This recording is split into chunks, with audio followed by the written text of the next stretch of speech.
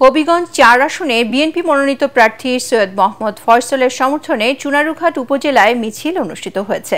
সন্ধ্যায় পৌর শহরের দক্ষিণ বাস স্ট্যান্ড থেকে মিছিলটি শুরু হয়ে উত্তর বাজার ঘুরে মধ্য বাজার এসে শেষ হয়।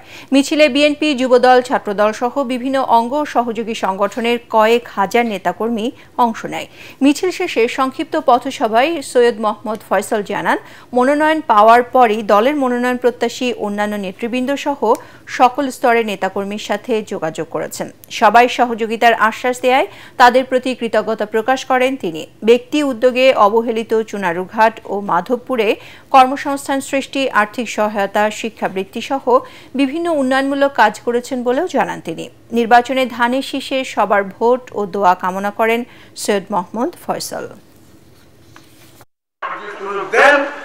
আমি কথা দিতে পারি, অতীতে যেভাবে নির্বাচিত না হয়েও, এমপি মন্ত্রী না হয়েও আপনাদের এক এক সমস্যা এবং চুনারুঘাটের